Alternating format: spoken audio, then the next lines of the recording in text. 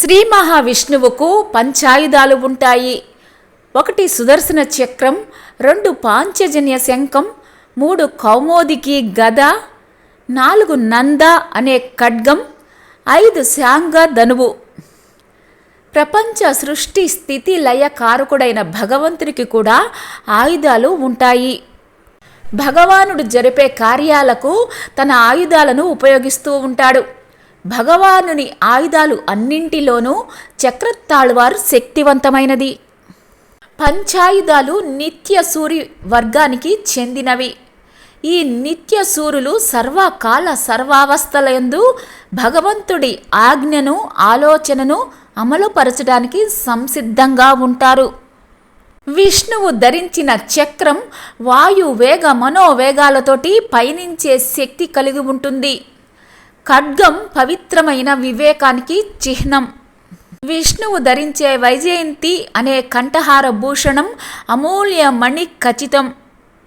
ముత్యం, పగడం, పచ్చ, నీలం, వజ్రం అనే మాలికలోని మణులు ఆకాశం, గాలి, అగ్ని, భూమి, నీరు అనే మూలకాలను తెలియజేస్తాయి.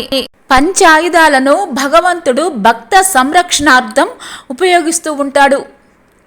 ఈ పంచాయుధాలు భగవానునికి సౌందర్యాన్ని కూడా చేకూరుస్తాయి. ఈ పంచాయుధాలు తత్వాన్ని తెలియచేసే చిహ్నాలు. 1 పాంచజన్యం. బలవంతుడైన అసురుడు శంఖంలో నివసిస్తూ ఉంటాడు. అందువలన అతనిని పంచజనుడు అంటారు. సాందీపుని ఆశ్రమంలో శ్రీకృష్ణుడు, బలరాముడు విద్యాభ్యాసం చేస్తుంటారు. వారి విద్యాభ్యాసం పూర్తి అవుతుంది. ప్రభాత తీర్థం దగ్గర స్నానం చేస్తున్న సాందీపుని పుత్రుణ్ణి పంచజన రాక్షసుడు ఎత్తుకొని వెళతాడు. అసురుడు ఆ బాలుని తాను నివసించే శంఖంలో బంధిస్తాడు. తన పుత్రుణ్ణి గురుదక్షిణగా తెమ్మని సాందీపుడు బలరామకృష్ణులను కోరుతాడు.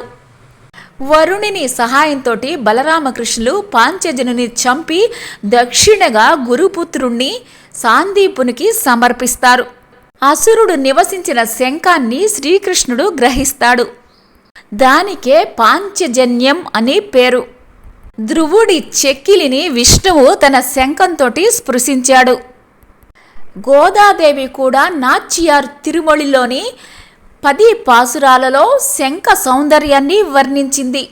శ్రీకృష్ణుని సుందర మృదు మధుర అధర స్పర్శను అనుభవించిన శంఖానిదే మహద్భాగ్యం అని ఎందరో భాగవతులు కీర్తించారు. తమ కవితల్లో పాంచజన్యాన్ని వర్ణించారు.